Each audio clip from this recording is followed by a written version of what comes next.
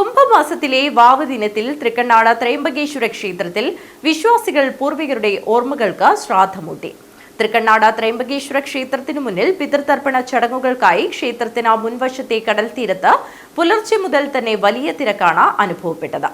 ഒരേ സമയത്ത് 10ഓളം കർമ്മികളുടെ നേതൃത്വത്തിലാണ് പിതൃതർപ്പണ ചടങ്ങുകൾ നടന്നത്. ദക്ഷിണായനത്തിൽ പിതൃക്കൾ ഉണർന്നിരിക്കുന്ന കുംഭമാസത്തിലെ വാവ് ദിനത്തിൽ ദക്ഷിണ കാശി എന്നറിയപ്പെടുന്ന തൃക്കണ്ണാട് ത്രയംബകേശ്വര ക്ഷേത്രത്തിൽ വിശ്വാസികൾ പൂർവികരുടെ ഓർമ്മകൾക്ക് ശ്രാദ്ധമൂട്ടി.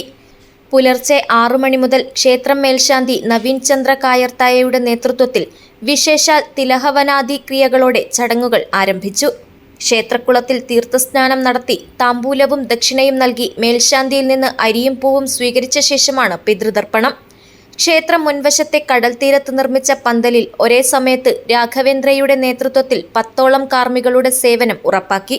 ഭക്തജനങ്ങളുടെ തിരക്ക് കുറക്കുവാൻ ബലിതർപ്പണത്തിനുള്ള റെസിപ്റ്റുകൾ മുൻകൂറായി നൽകിയിരുന്നു. ക്ഷേത്രത്തിലെത്തിയ എല്ലാ ഭക്തജനങ്ങൾക്കും ലഘുഭക്ഷണം ദേവസ്വം വക നൽകി. ക്ഷേത്ര ആഘോഷ കമ്മിറ്റി, പോലീസ്, ഹെൽത്ത് മുതലായവരുടെ സേവനവും ഉണ്ടായിരുന്നു. News bureau, Kasaragod.